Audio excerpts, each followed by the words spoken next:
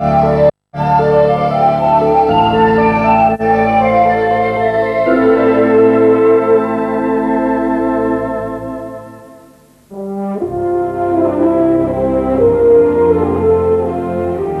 atletas llevan más de 2 horas corriendo. La carrera del maratón es la más dura del atletismo. Los corredores saben que la victoria será para muy pocos y sin embargo se obstinan en llegar a la meta. ¿Por qué lo hacen?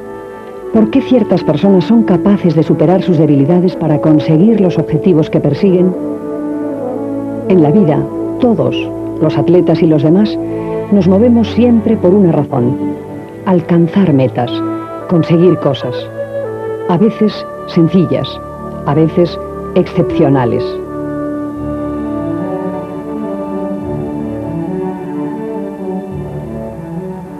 Todo lo que hacemos tiene un sentido. Toda conducta tiene una explicación, en general tan simple como conseguir lo que queremos y evitar lo que no queremos. Llamamos motivación al conjunto de procesos físicos y psicológicos que inician un comportamiento, lo mantienen y lo detienen, a la razón por la que hacemos las cosas.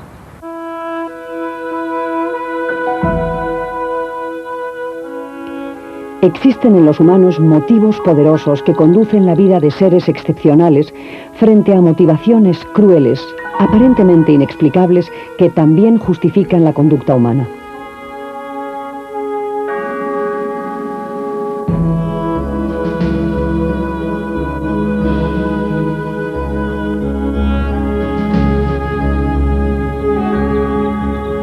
Pero en general, las personas corrientes tenemos motivaciones similares que aparecen, desaparecen y cambian a lo largo de la vida y según las circunstancias.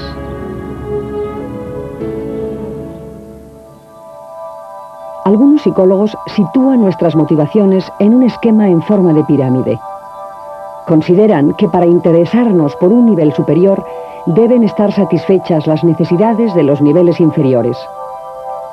Aunque a veces hay excepciones, este esquema explica bastante bien lo que nos sucede. En la base de la pirámide se sitúan las motivaciones primarias, las encaminadas a satisfacer las necesidades fisiológicas como respiración, sueño, hambre, sed, etc. A continuación se sitúa la motivación sexual, que en los humanos está lejos de ser solo instintiva, reflejando en cambio una combinación de factores biológicos, psicológicos y culturales. Encontramos después la necesidad de exploración, es decir, el interés por la observación, la curiosidad, el deseo de saber y de enterarnos de las cosas. En nuestra pirámide aparece a continuación lo que llamamos afiliación, es decir, la necesidad de afecto, de pertenecer a grupos, de querer y ser querido. Y finalmente, en la cúspide situamos la motivación de logro, la que nos empuja a intentar obtener lo mejor de nuestras propias posibilidades. También se llama realización personal. La mayor parte de nuestro comportamiento complejo no está movido por uno solo de estos motivos. Frecuentemente es la combinación de varias razones lo que nos lleva a actuar. En las actividades deportivas difíciles o duras, la afiliación, la exploración y por supuesto el logro están presentes. En todas las especies animales, el hambre es una motivación poderosa que constituye un mecanismo de supervivencia fundamental.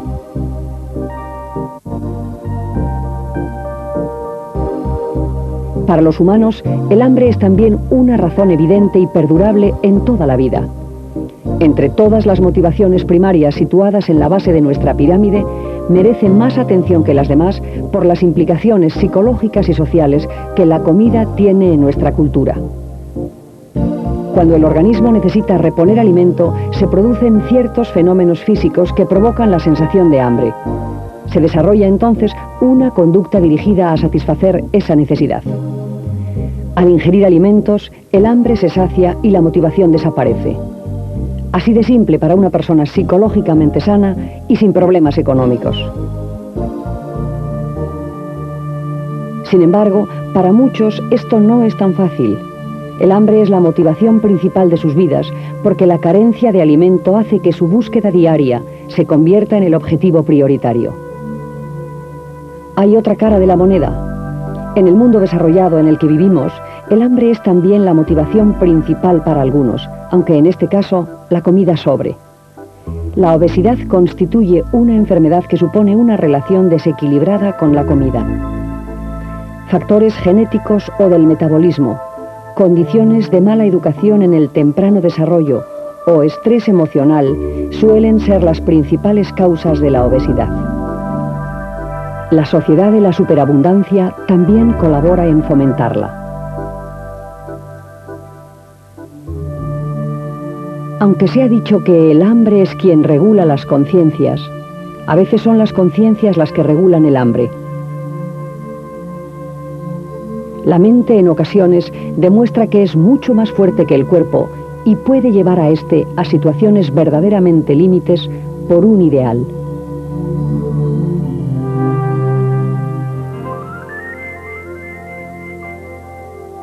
El segundo nivel de la pirámide corresponde a la motivación sexual.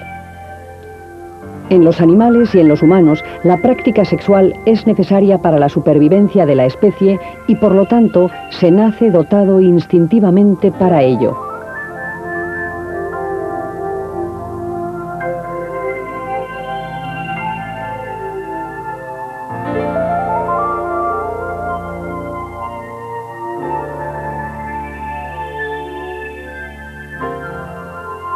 Sin embargo, en la motivación sexual de las personas, el componente instintivo tiene un menor peso. Se trata de una combinación de factores físicos, psíquicos y culturales, una interrelación del cuerpo y la mente. Precisamente esta doble relación hace que el sexo sea un motor muy poderoso que consciente o inconscientemente justifica y conduce muchos de nuestros actos. A lo largo de la historia, algunos hechos trascendentes han tenido una motivación sexual.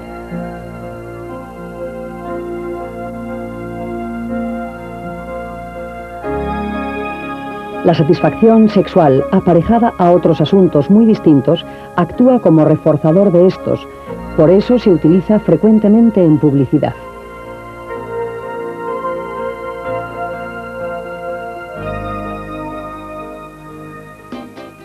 La actitud frente al sexo no es la misma en todas las culturas. En ciertos puntos del planeta es muy permisiva y en otros muy represiva. En cualquier caso, la motivación sexual existe y es muy importante, por lo que la información y la educación sexual son valores seguros en la formación de niños y adolescentes, tanto en el ámbito escolar como en el familiar. Hasta aquí hemos visto dos de los motivos primarios más fuertes. Pero la gente no vive solo para satisfacer estas necesidades. Consumimos mucho tiempo y mucha energía leyendo, haciendo crucigramas o mirando al mar. Vamos a analizar ahora lo que llamamos motivos secundarios, las otras razones que justifican nuestros actos.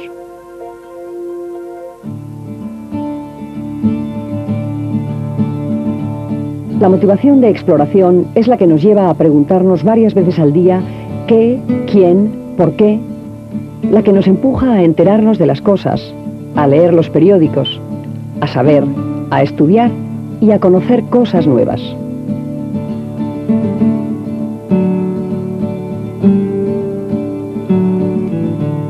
Desde muy temprano se siente esta motivación y la manifiestan los animales al igual que los humanos.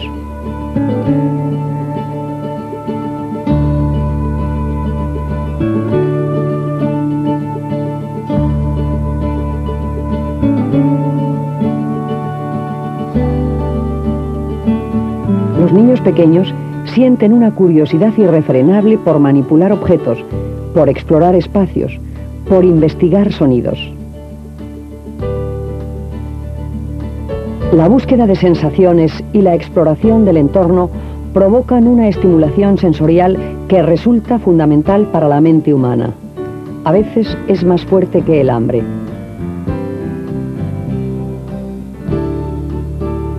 Cuando pasamos algunos días recluidos en casa por una enfermedad u otra causa, todos sentimos deseos de salir de nuevo a la calle.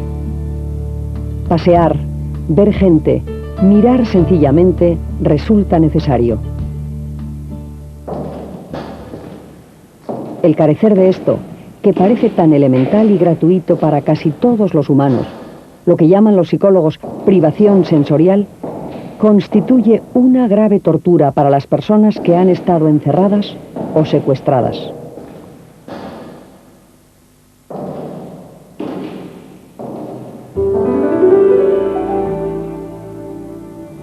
Otra de nuestras grandes motivaciones es la necesidad de afiliación o de estima.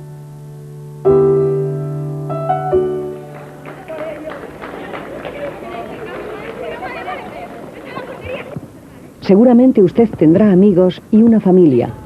Tal vez usted forme parte de una asociación o club donde se reúna regularmente con otras personas. Si es así, piense que una buena parte de su comportamiento se ha dirigido a mantener este objetivo.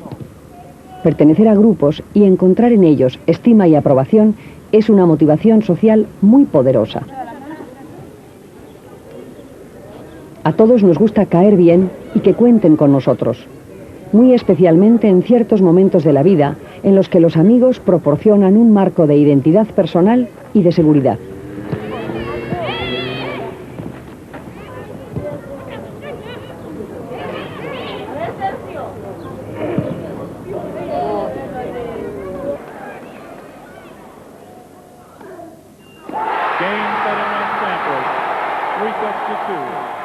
Si la motivación de afiliación es clave en la construcción de nuestra felicidad, también lo es en momentos críticos. Entonces, estar con otros, sentirse acompañado, reduce la angustia y hace que la pena sea más llevadera.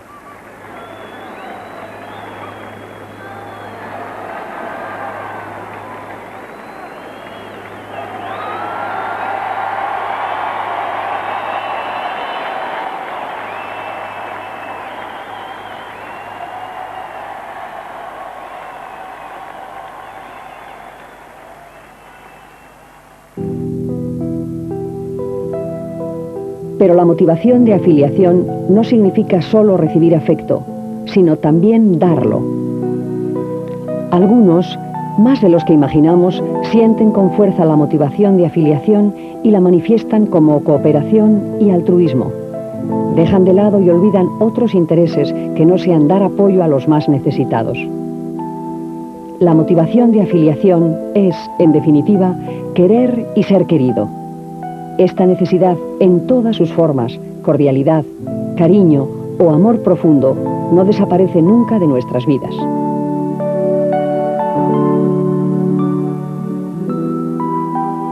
Finalmente, en la cúspide de nuestra pirámide, aparece la motivación para el logro, la necesidad de obtener de nosotros mismos lo mejor que tenemos, de explotar al máximo nuestras capacidades.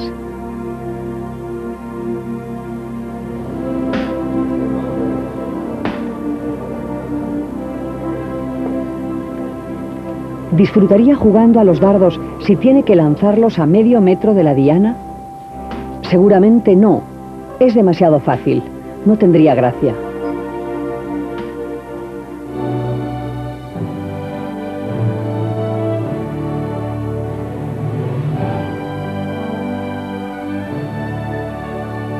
A las personas nos gusta que las metas sean proporcionadas a nuestras capacidades, incluso que se sitúen un poco más arriba, para ponernos a prueba. Las personas seguras de sus ideas y de sus propias capacidades están fuertemente motivadas para el logro. Los demás, aunque en menor medida, también desarrollamos esta motivación. Sin ese afán, no conseguiríamos apenas nada importante. Un experimento psicológico lo demuestra. Para realizar esta prueba tenéis 4 intentos. Adelante. Se pidió a 2 grupos de niños que trataran de hacer un rompecabezas en 4 intentos. Aunque no se resolviera la tarea, un grupo era recompensado con dinero y el otro no. Concluidas las opciones fijadas, se permitió a todos los niños que lo desearan seguir intentándolo. Pues bien, los que continuaron sus intentos fueron precisamente aquellos que no habían sido recompensados con dinero. Aquellos niños que hacían el trabajo porque sí, los motivados por el logro. En la educación infantil hay que tener muy en cuenta esta motivación.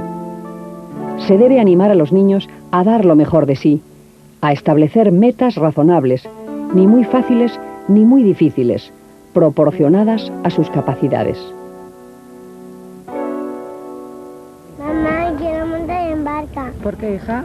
Conviene aplaudir sus éxitos por modestos que sean y animarles a que sean independientes. En las rojas, ¿y qué vas a hacer? Pequeñas cosas para un niño, como decidir qué ropa se pone diariamente o tener criterio en ciertas decisiones familiares, refuerzan su sentido de independencia y el deseo de lograr el éxito.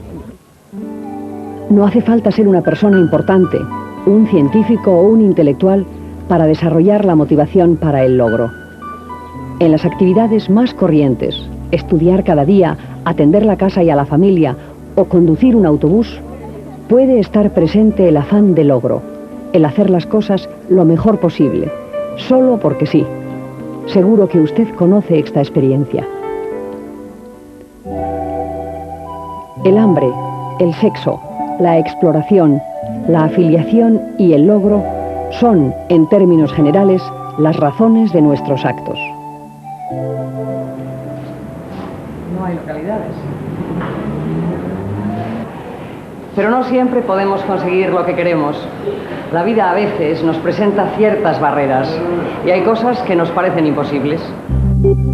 ¿Qué pasa cuando no podemos obtener lo que deseamos? Cuando nos dirigimos hacia un objetivo y nos encontramos una dificultad que impide obtenerlo, puede suceder lo siguiente. Primero, que desarrollemos una estrategia nueva que nos lleve a sobrepasar la barrera y obtener el objetivo. Segundo, que desistamos del empeño ante la auténtica imposibilidad. Tercero, que busquemos una meta sustitutoria, lo que también constituye una conducta útil. Y cuarto, que nuestra frustración se convierta en agresión, lo que en principio no resulta operativo. Todos hemos reaccionado con agresividad en alguna ocasión, cuando las cosas no nos han salido como queríamos. Pero en raras ocasiones podemos reconocer que eso nos ha llevado a conseguir el objetivo. La agresividad tiene una incidencia muy importante en la educación. Estar en contacto con ambientes agresivos hace que la agresividad se aprenda y se convierta en respuesta habitual. Si los mayores evitamos nuestra agresividad, en cierto modo evitaremos la de los más jóvenes. Hay que enseñarles, en cambio, que no todo está a nuestro alcance, pero que pese a ello, el esfuerzo ante lo difícil es siempre mejor fórmula que la agresividad. Hay quienes nos dan un auténtico y conmovedor ejemplo de ello.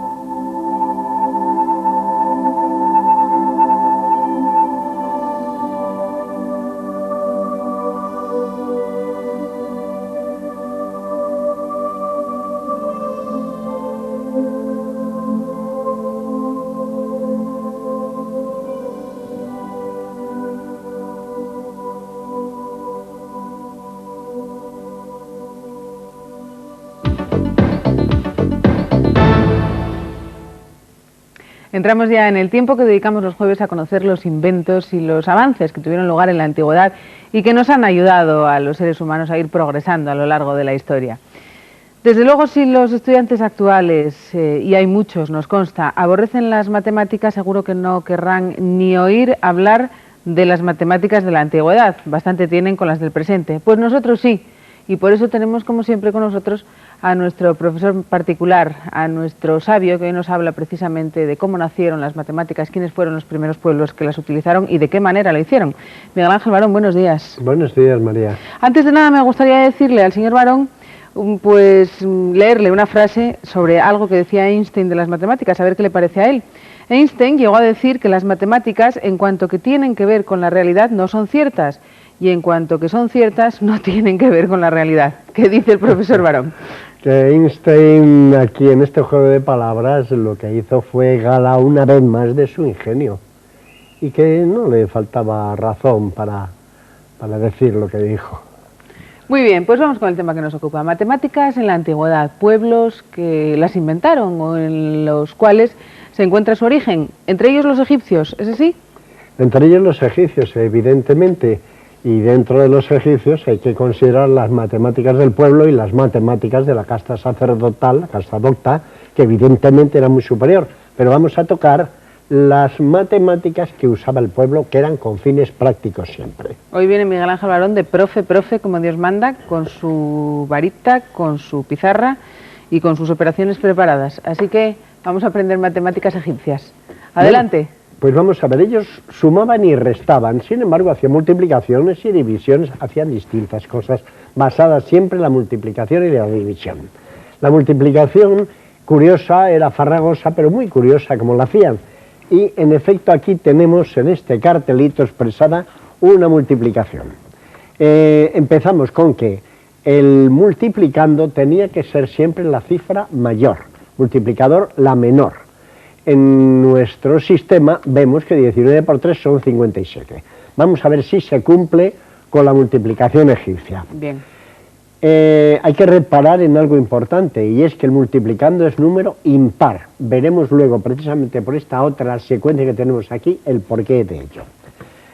Colocaban uno al lado del otro, multiplicando y multiplicador. El multiplicando lo iban dividiendo en dos, mejor dicho, partiendo por la mitad, no dividían, partiendo por la mitad y por defecto. Mitad de 19, 9, mitad de 9, 4, mitad 2, mitad 1. Pero al mismo tiempo lo que hacían era duplicar el multiplicador. 3, 6, 12, 24, 48. Lo han duplicado. O sea, la mitad del multiplicando, que no lo dejaban exacto, porque ahí tendrían que haber puesto un 0,5, evidentemente. Exactamente. Mitad de multiplicando por defecto, como dice el señor Barón, y doble del multiplicador. Es para que nos vaya quedando la cosa egipcia. Bien. Exactamente. Bueno, pues a continuación lo que hacían era tachar toda la fila que correspondía con las cifras pares de la columna del multiplicando. Es decir, el 4, el primero que nos aparece como cifra par. El 2, el segundo que nos aparece como cifra par. Ya no hay más. Tenemos 19, 9 y 1.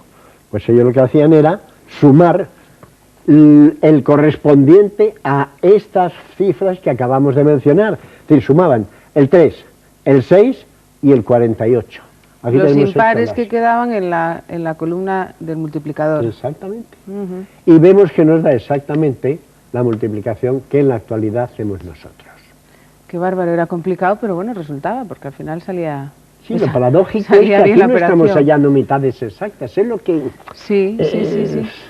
Resulta eso un tanto extraño, en el ¿verdad? caso de un número impar, cuando el número era par, ¿qué es lo que ocurría, señor Barón? Bueno, cuando el número era par se les complicaba un poco la cosa, porque aquí tenemos un número par, 20 por 5, 100. El número del multiplicando, como ya sabemos, vamos a dividirlo por la mitad, es decir, partirlo hasta la unidad. 20, 10, 5, 2, 1. Bien. Exacto. Y al mismo tiempo el multiplicador...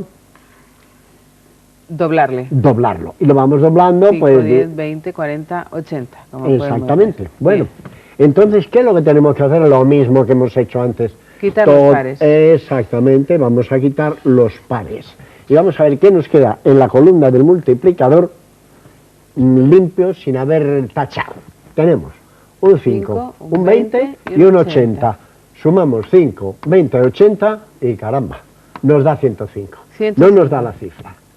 Porque la norma era que cuando el multiplicando era par, al resultado había que restarle el multiplicador.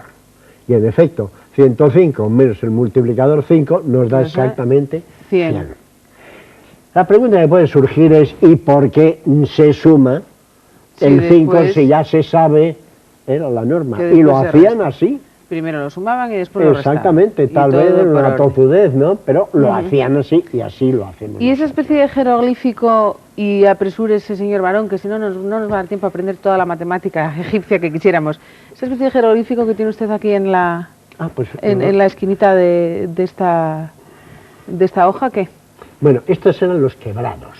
En los quebrados, que este es el signo, ellos no ponían numerador porque el numerador era la unidad, por eso no lo ponían. Pero se complicaban un tanto la vida en cuanto a que si tenían que señalar, como vemos en este ejemplo, 3 cuartos, pues señalaban Estas eran las unidades y el quebrado encima, pues 3 veces los cuartos. Es decir, si fueran 19 octavos, hay que imaginar la ristra que saldría, ¿no? Pero ellos tenían otro sistema, concretamente los agricultores y de cereales, y era en base a su mitología. Set mata a Horus, el halcón, y le arranca el ojo, y el ojo lo divide en 6 partes, y cada una de esas partes tiene un valor de quebrado. La primera parte un medio, en la segunda un cuarto, la tercera un octavo, la cuarta un 16avo, un 32avo la quinta y la sexta un 64avo.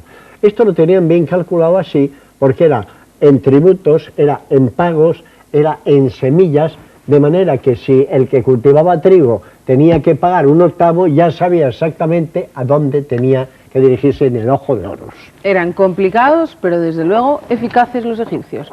Y aquí está lo que hacían los hicsos. Ahora mismo nos lo cuenta el señor Barón. Los hicsos eran unos nómadas del desierto, conocidos también como reyes pastores. Pero vamos a ver cómo funcionaban ellos con esto de la multiplicación. Bueno, pues multiplicaban de manera distinta, aunque hay ciertas similitudes, pero llevaron su propia multiplicación. Tenemos una hecha ahora por nosotros, un 9 por 7, 63.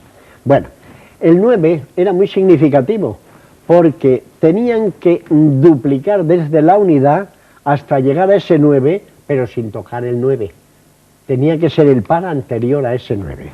De manera que estas cifras indicaban el número de veces que había de repetirse el multiplicador.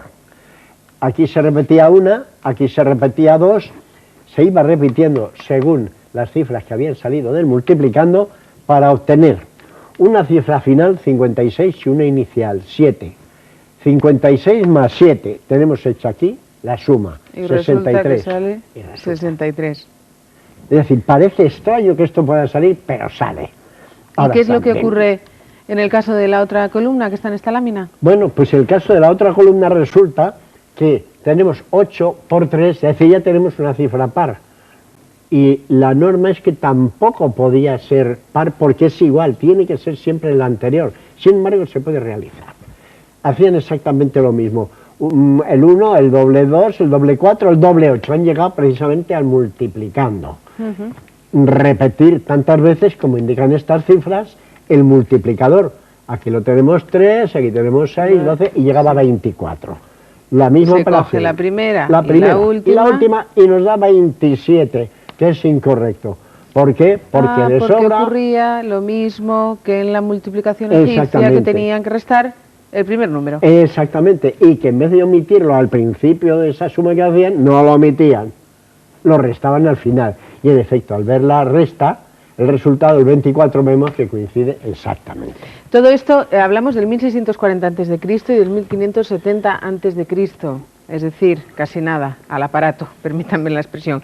Señor Barón, ya sé que tiene otra lámina preparada, pero no nos va a dar tiempo a verla, al menos hoy. Tal vez otro día nos cuente este origen de la matemática. Es una tablilla siria, por cierto, del 600 y pico antes de Cristo, en la que se planteaba ya un problema geométrico, así que los antiguos realmente, pues... nos tomaron y mucho la delantera en esto de las matemáticas. En muchas cosas somos ignorantes del tesoro científico, matemático concretamente que nos dejaron. Pero en efecto tiene miles de años y en la actualidad estamos bebiendo de esas mismas fuentes en muchos aspectos. Suficiente para poder estar pensando en ella.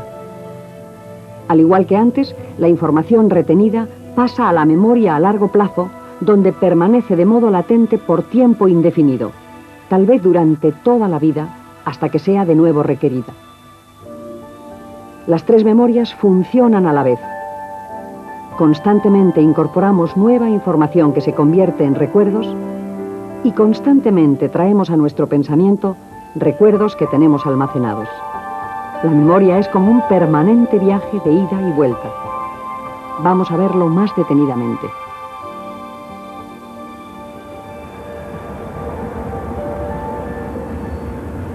La memoria sensorial es el primer almacén de los recuerdos. En cada momento, nuestro cerebro está absorbiendo gran cantidad de información visual y auditiva, olfativa o táctil, que se retiene en nuestra memoria sensorial. Esta retención es exacta, pero muy fugaz, 3 décimas de segundo si se trata de una imagen visual y algo más de 2 segundos si se trata de un sonido. Esto es un plazo suficiente para discriminar la información interesante de la no interesante. Imagine que usted viaja a Santander y quiere conocer la hora de salida de su tren. Durante una fracción de segundo habrá retenido los datos de cada uno de los trenes, pero seguramente solo recordará ya los del tren de Santander, porque son los únicos que ha transferido a la memoria a corto plazo.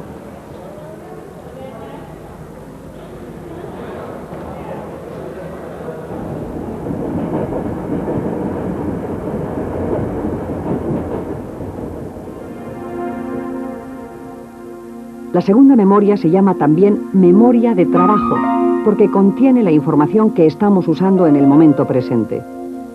Es el punto intermedio, donde se recoge información procedente de las otras 2 memorias, donde se piensa y donde se producen nuevos recuerdos.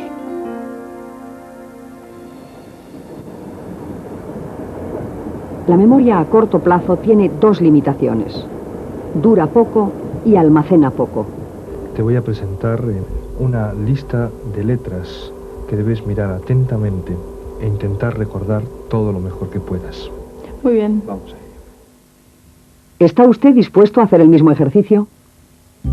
O, N, C, E, S, O, L, T, U. Trate ahora de recordar las letras. Si su memoria a corto plazo es como la de casi todo el mundo, usted habrá recordado 6 o 7 letras. Esa es la capacidad habitual. 7 unidades de información, sean estas letras, números, palabras o incluso frases. Pero si trata de rememorar la lista de palabras dentro de unos minutos, recordará menos de 7. Y si es dentro de unas horas, casi ninguna. Precisamente para mejorar las limitaciones de la memoria a corto plazo, nuestra mente puede practicar ciertas estrategias. Si en vez de tratar de memorizar 9 unidades independientes, las agrupamos y además lo hacemos de modo que tengan algún sentido para nosotros, habremos incrementado bastante nuestra capacidad de recordar.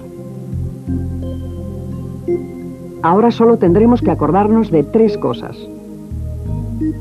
Este pequeño truco se utiliza frecuentemente en el mundo comercial.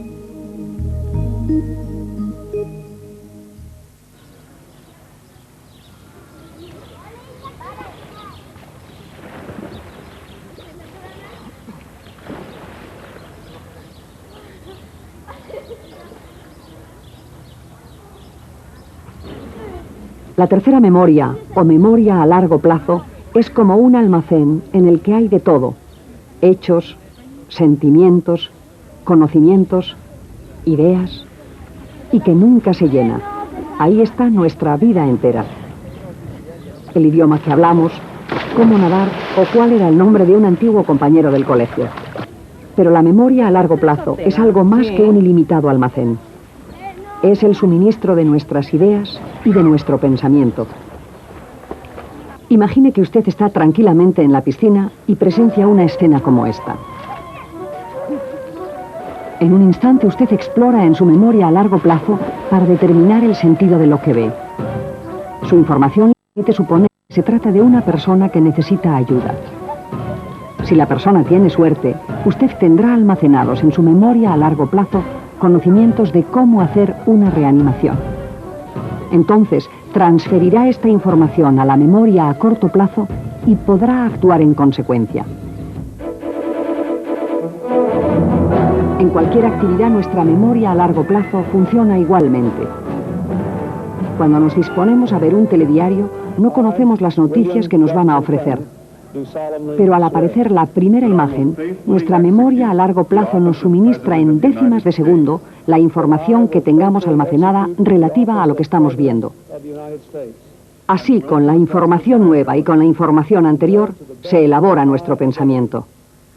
Las 3 memorias se comunican entre sí y se ayudan. So help me God. So help me God. Congratulations.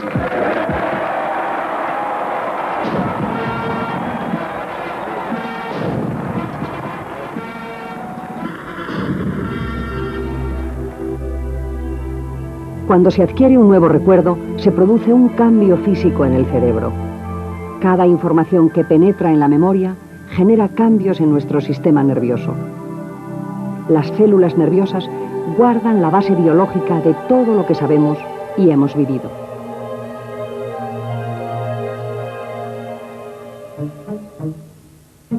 A pesar de las grandes incógnitas que aún se plantean sobre la biología de la memoria, investigaciones efectuadas con animales entrenados para recordar nos conducen a afirmar que no existe una zona específica del cerebro que contenga la memoria.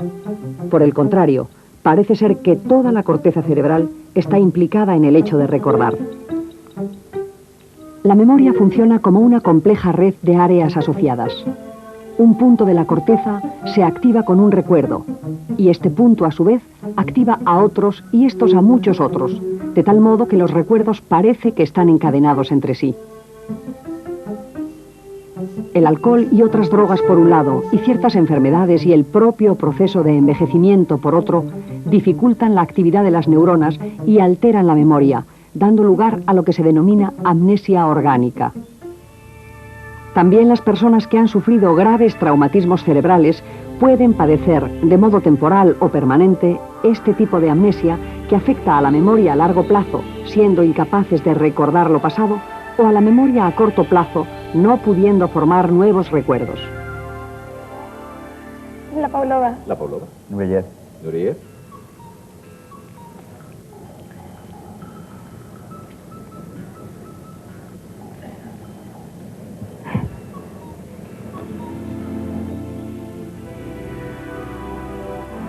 No recordar algo no significa necesariamente haberlo olvidado.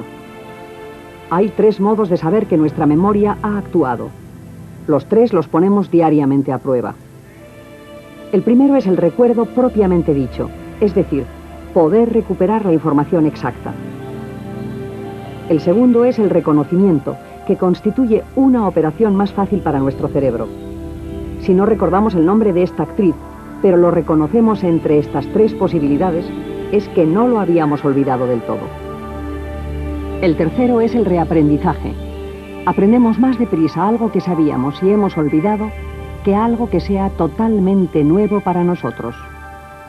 Esto se debe a que al reaprender no establecemos conexiones nuevas en el cerebro, sino que restablecemos las antiguas conexiones.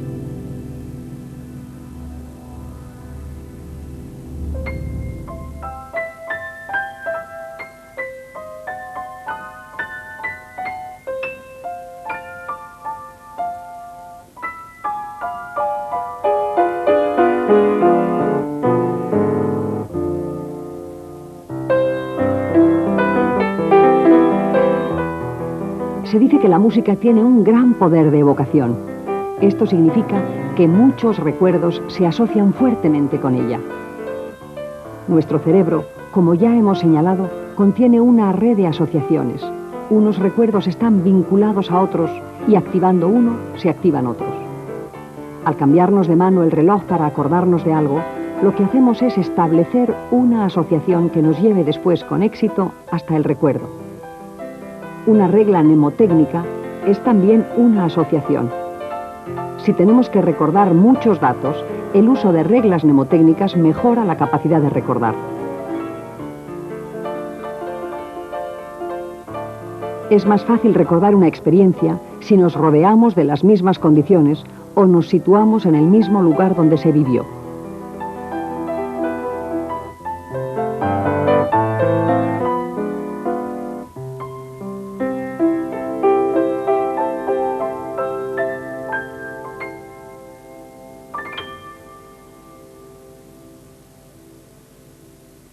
Las asociaciones nos pueden jugar una pequeña broma.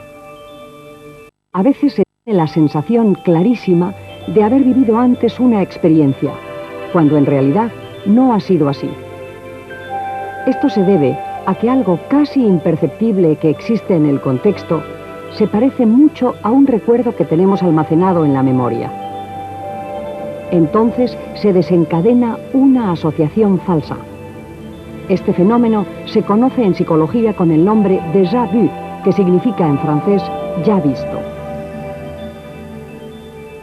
La otra cara de recordar es olvidar. Asociamos el olvido con el desgaste físico y eso nos preocupa, pero olvidar no es tan malo. Imagina lo que sería recordar absolutamente todo, todas las caras que hemos visto, todas las palabras que hemos dicho alguna vez o todos los periódicos y libros que hemos leído. Eso sería tan malo como olvidar absolutamente todo. Muchas de las cosas que penetran en nuestra mente son irrelevantes para nuestra vida, por eso no necesitamos recuperarlas nunca. Sin embargo, otras sí las necesitamos. ¿Por qué entonces las olvidamos? El desuso es la razón primera y más evidente. Aquello que no practicamos se pierde más fácilmente.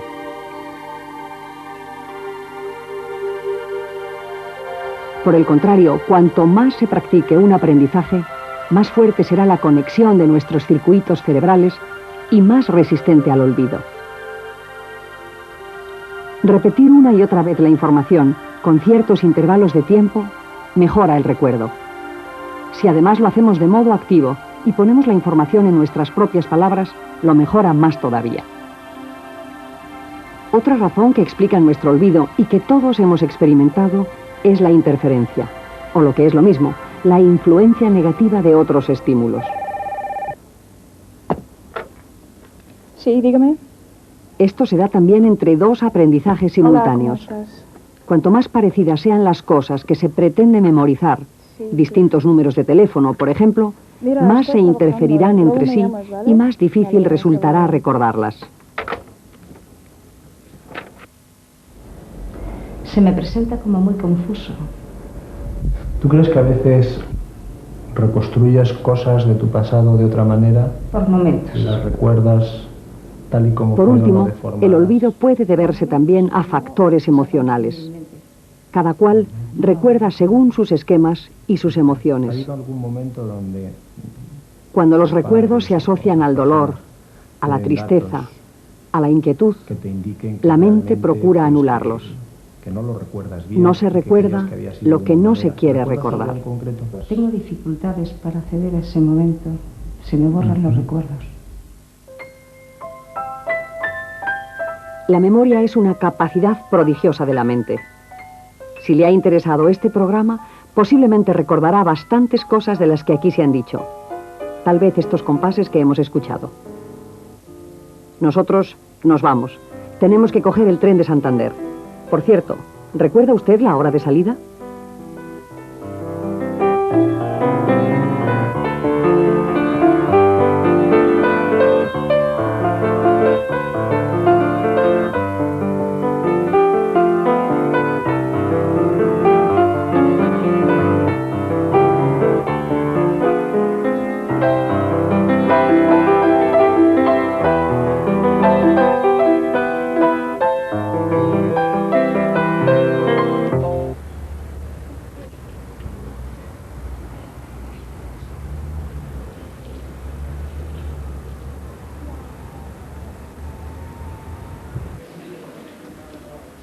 En la Federación de Sordos de Cataluña todos se comunican con la lengua de signos.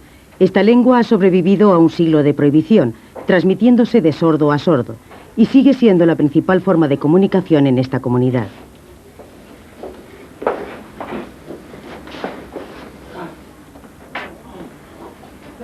El presidente de esta federación es José María Segimón.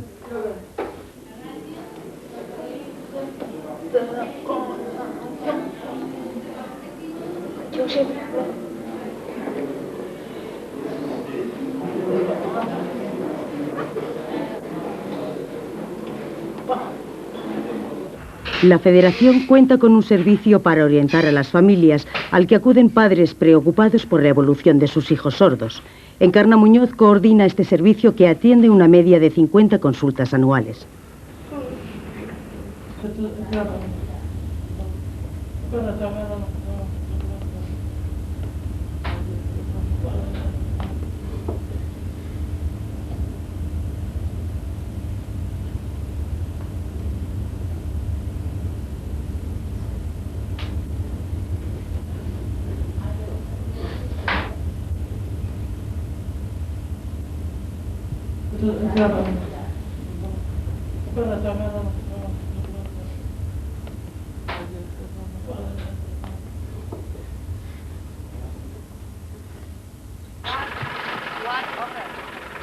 La familia Santacana acudió a la federación en busca de asesoramiento. El hijo mayor, Eduard, es sordo y ha fracasado en los estudios después de haber recibido una educación oralista en escuelas de integración. Eduard se expresa de forma defectuosa y tiene dificultades de comprensión. Pienso que esto puede ser un complemento que me ayude a entender. Yo hace 20 años que estoy en el mundo de los sordos y si tengo que decirte el balance, fatal. Me he tenido que espabilar. Si quisiera algo para mi hijo, colegios particulares y todo con eso, tiene 20 años y queda mucho por aprender aún, ¿eh? No está preparado para el mundo laboral, ni mucho menos. Cuando el profesor explica, cuando gira la cabeza, entonces yo no puedo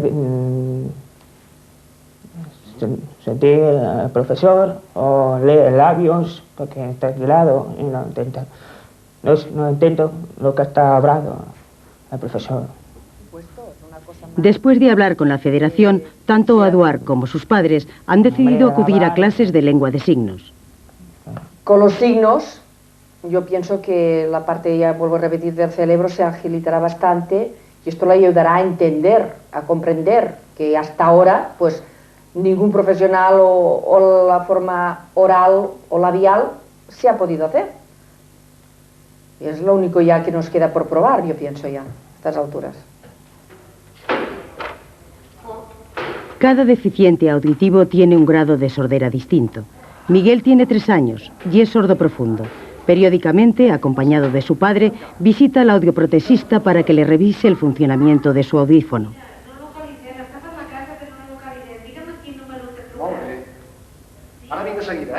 La evolución tecnológica de estos aparatos permite aprovechar mucho mejor los restos auditivos de los sordos.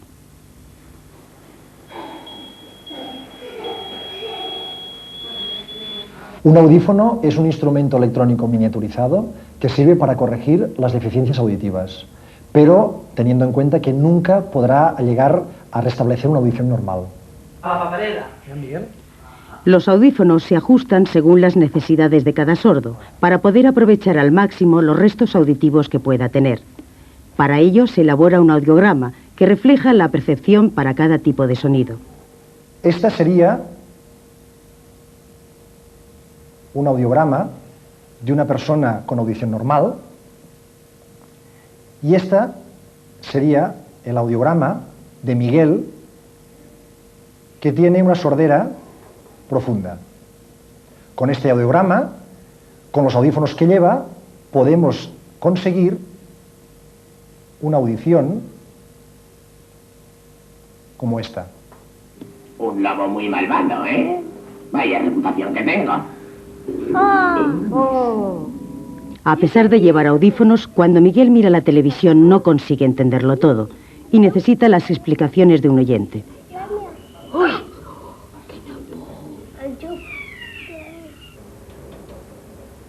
Introduciendo los datos auditivos de Miguel en este simulador de sordera, es posible reproducir aproximadamente lo que oye sin audífonos.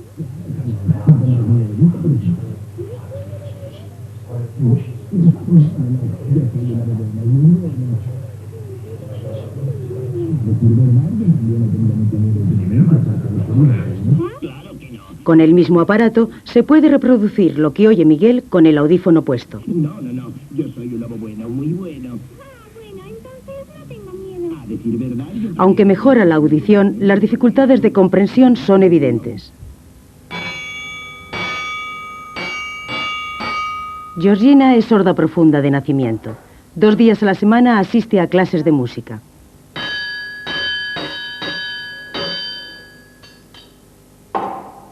Como ella tenía una sordera profunda bilateral que no sacaba ningún tipo de beneficio de los audífonos convencionales que ella había llevado de manera sistemática desde los 18 meses y no le daban ningún rendimiento, es decir, no le daban ninguna sensación del mundo sonoro que había a su alrededor, pensamos que el implante coclear le daría todo esto de lo que ella carecía, ¿no? El mundo del sonido, el mundo sonoro que todos tenemos alrededor. Un implante coclear es una alternativa que tiene el sordo profundo y que consiste electrónicamente en dos partes. Una parte que es la implantable, que es la que se coloca a través de una intervención quirúrgica y que consiste en introducir un electrodo en el interior de la cóclea, como pueden ustedes ver aquí. Esta colocación del implante se hace a través de una cirugía y además hay un componente externo que consiste en una antena y un procesador. Y este procesador de la voz es el encargado de transformar el estímulo sonoro en un estímulo eléctrico, que luego transmite a través de esta antena de nuevo y estimula el electrodo interno para llegar a estimular la cóclea y finalmente el nervio auditivo. Esta intervención, que tiene un coste de 5 millones de pesetas, es una opción para los sordos profundos sin restos auditivos. El sordo implantado no oye inmediatamente después de la operación. El proceso de educación auditiva puede durar hasta 5 años. Y ahora veo aquí... Georgina fue implantada hace 3 años y continúa trabajando en la discriminación de sonidos.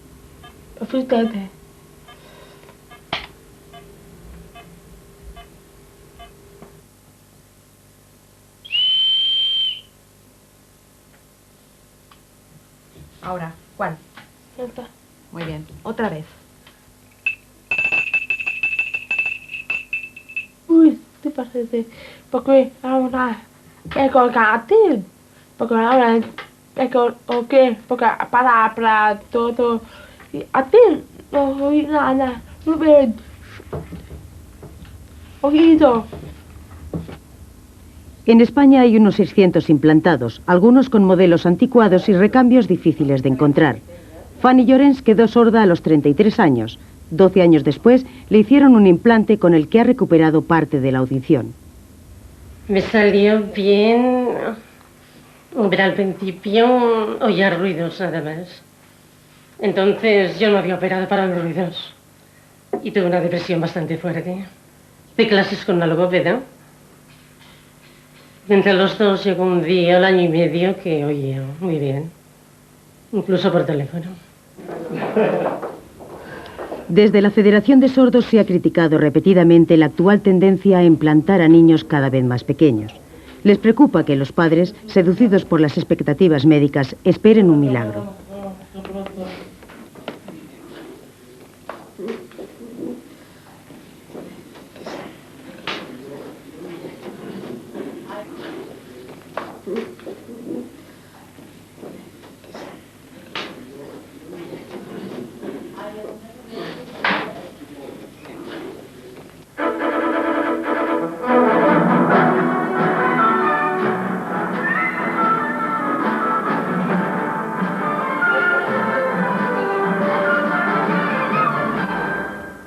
En lo que sí coincide todo el colectivo de sordos, sean partidarios de la lengua de signos o del oralismo, es en reclamar a todas las televisiones la subtitulación de sus programas. Tal y como están las cosas, los sordos solo entienden a los extranjeros. Son condamnés a s'unir et a se rassembler dans un même front pour lutter contre toutes les formes de terrorisme. Siempre tiendo a imaginar en qué estaría pensando el pensador. Si el escultor que lo creó hubiera podido esculpirlo también por dentro, tendría que haberle hecho un cerebro para que pensara. Un cerebro como este, 1 kilo 360 gramos de tejido nervioso que contiene más circuitos y más conexiones que toda la red telefónica de nuestro país. Con un cerebro como este, pensamos, es decir, razonamos, imaginamos, decidimos, acertamos y nos equivocamos también. Pensar parece tan sencillo que pocos se han preguntado cómo lo hacemos, cuál es el proceso, qué está pasando en nuestro cerebro. Cuando en una noche de verano miramos el firmamento y vemos pasar una estrella fugaz, ¿acaso no hemos jugado alguna vez a pensar un deseo? Hagámoslo ahora otra vez. Por favor, piense un deseo. Cualquiera que haya sido este, su mente lo ha pensado de 2 maneras posibles. En forma de imágenes, visuales, auditivas, táctiles, que constituyen un modo simple y rápido de imaginar las cosas, o en forma de palabras, que es como pensamos casi siempre, porque con palabras, con conceptos, podemos concebir las ideas más abstractas y simbólicas. Los conceptos son la base del pensamiento. Si observamos con detenimiento este parque y nos preguntamos qué hay en él, encontraremos seguramente más de un centenar de cosas diferentes. Pensar en ellas, de una en una, sería largo e innecesario. Lo que hace entonces nuestro pensamiento es simplificar el proceso y agrupar a los elementos que tienen algo en común bajo una sola idea, con una sola palabra. Por ejemplo, ciclistas, pájaros, personas o árboles. Estas agrupaciones mentales constituyen los conceptos. Elaborarlos es la primera habilidad del pensamiento. ¿Imagina la vida sin conceptos? Necesitaríamos un nombre para cada cosa y sería imposible poder comprenderlo todo y poder pensar. A través de los conceptos podemos representar en nuestra mente todo el mundo, todas las ideas. Cosas concretas como muñeco o flor, hechos como cantar o leer, cualidades como alegre o asustado, o ideas abstractas como el amor o la vida. Pero ¿cómo almacenamos los conceptos en nuestra mente? Los psicólogos creen que guardamos en el pensamiento un ejemplo concreto y específico para cada concepto. A esto lo llaman prototipo. Todos estos elementos son sillas, pero una de ellas se parecerá más que las demás a su idea de silla. Cuanto más se corresponden las cosas que pensamos con nuestra idea, con nuestro prototipo, más pronto las reconoceremos y más deprisa pensaremos.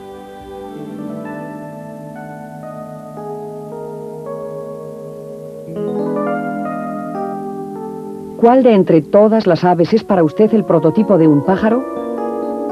Aunque las avestruces y los pingüinos también son aves, ponen huevos y tienen plumas, casi todos pensaremos más en la imagen de un gorrión al imaginar un ave. Los prototipos nos valen para reconocer los conceptos con rapidez. En realidad, se trata de un pequeño truco que utiliza el pensamiento para ser más eficaz. Los conceptos no están desordenados en nuestra mente. Por el contrario, los tenemos muy bien organizados.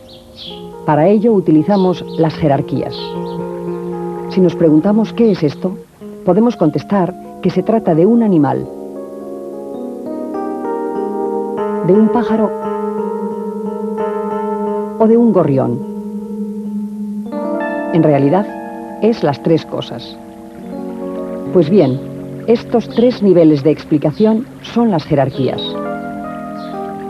En cada momento, nuestra mente pensará en el nivel necesario. Si estamos haciendo un examen de biología, tendremos que pensar en un gorrión. Pero en una conversación normal sobre un tema cualquiera, será suficiente pensar que es un pájaro. Las jerarquías nos permiten pensar al nivel de dificultad necesario. Así somos más simples y eficaces a la hora de organizar nuestros conceptos. Igual que para construir una casa se necesitan los ladrillos, para pensar se necesitan los conceptos. Sin ladrillos no hay casa y sin conceptos no hay pensamiento. Un niño de 3 años conoce apenas 300 conceptos, pero a lo largo de su vida seguirán incorporándose a su conocimiento muchos otros, de tal modo que cuando sea adulto manejará aproximadamente 10.000 palabras, aunque podrá comprender el doble o el triple. El pensamiento y el lenguaje están estrechamente unidos. En general, cuanto mejor hablamos, mejor pensamos y viceversa. La mente humana tiene una primera habilidad que acabamos de ver: la capacidad de utilizar conceptos. Pero también posee otra habilidad extraordinaria: la capacidad para solucionar problemas. Gran parte de nuestra actividad diaria es rutinaria.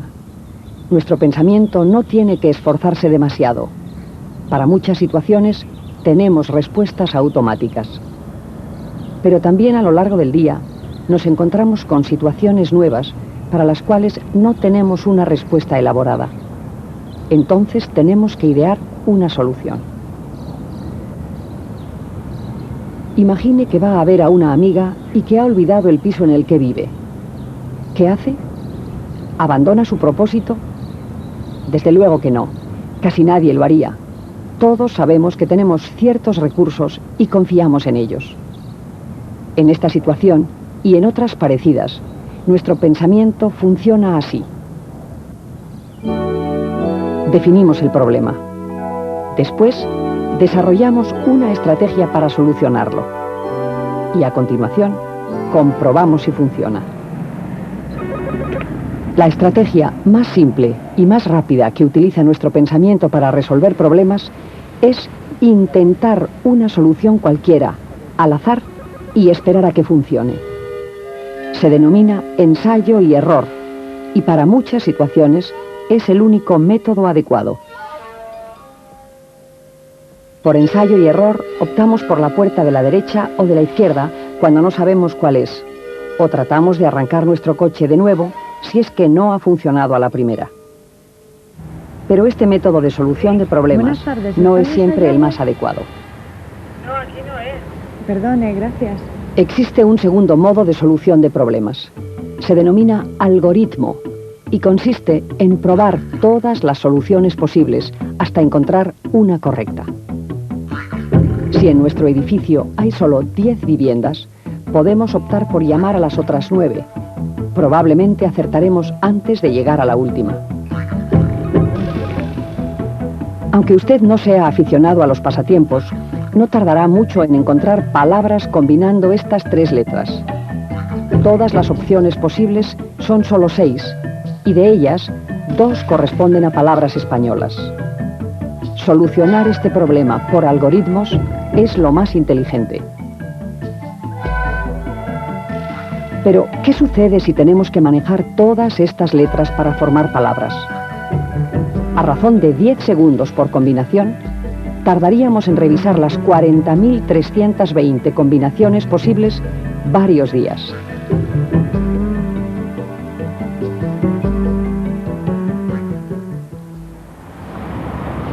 Los algoritmos, por tanto, tampoco son siempre el método adecuado. Si nuestra amiga vive en un edificio de 10 pisos, con 8 viviendas en cada piso, no nos plantearemos intentar las 80 soluciones posibles. Ante este tipo de problemas, nuestro pensamiento busca un camino más corto y más eficaz, tratando de encontrar soluciones más originales o ingeniosas. Este es el tercer modo que tiene el pensamiento para solucionar problemas. Se llama heurística. Por la heurística, el ingenio, la humanidad históricamente ha resuelto los pequeños problemas y ha llegado a los grandes descubrimientos. Aplicando la heurística, resolveremos nuestro pequeño pasatiempo. La experiencia nos dice que en español la U con diéresis va siempre detrás de la G y delante de la I. Así, encontrada la sílaba gui, habremos descubierto la clave y con ella la palabra pingüino, el que no nos parecía el prototipo de pájaro.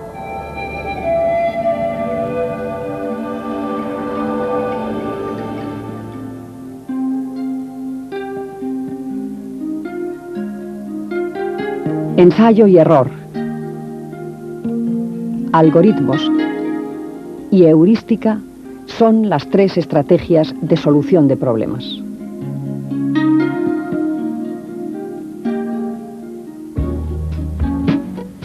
La vida nos presenta dificultades constantemente. ¿Qué estudios elegir? ¿A quién votar? ¿O qué hacer si he perdido el autobús? Nuestro acierto en la toma de decisiones dependerá mucho del proceso de razonamiento que empleemos, de cómo conjuguemos la nueva información con los conocimientos anteriores.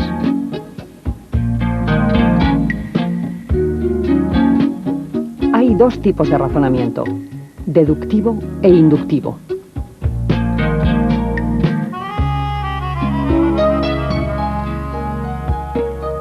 Veamos esta serie de fichas de dominó y tratemos de saber cuál es la que falta. 6 blanca, 5 blanca, 4 blanca. Si arriba decrece y abajo no cambia, la siguiente será 3 blanca. Nuestra mente ha funcionado haciendo una deducción. Pero no solo deducimos al hacer este tipo de problemas o cuando trabajamos con matemáticas. También deducimos en la vida corriente. Sabemos que el llanto implica dolor o malestar. Si un niño llora, es que algo va mal. La deducción se basa en la experiencia. De lo que sabemos, deducimos. Otras veces nuestro pensamiento hace el recorrido inverso y generalizamos una idea o un hecho particular. Es decir, pensamos, por ejemplo, que si una cosa ha pasado una vez, podrá pasar más veces. A esto se llama inducción. Si un niño toca algo ardiendo y se quema, probablemente no lo volverá a hacer más. Si razonáramos de modo lógico, solucionaríamos nuestros problemas bastante bien. Pero a menudo cometemos errores, deducimos e inducimos mal, porque partimos de planteamientos falsos, somos obcecados, tenemos prejuicios y dejamos que nuestros sentimientos interfieran en el pensamiento. La verdad es que no estamos programados tan lógica y sistemáticamente como lo están estas máquinas. Una de las más grandes consecuciones de la mente humana ha sido el intento de simular su propio pensamiento en las computadoras. A esto se ha llamado inteligencia artificial. La inteligencia artificial es el resultado del trabajo conjunto de psicólogos del pensamiento y expertos en ciencia de la computación. Su utilización práctica es hoy día imprescindible. Nos ha suministrado robots industriales, sistemas para pronosticar el tiempo, satélites de telecomunicación. Resulta fundamental para la medicina o la economía y ha creado un jugador de ajedrez tan famoso y desafiante como Deep Blue.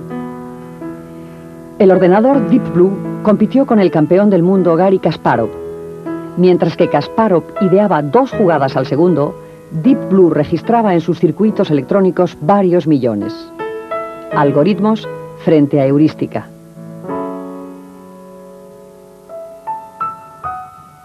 Las computadoras son más fuertes en aquellas áreas en las que el pensamiento humano es más débil. La manipulación de enormes cantidades de datos, la recuperación exacta de la información contenida en la memoria y la lógica impecable en la toma de decisiones.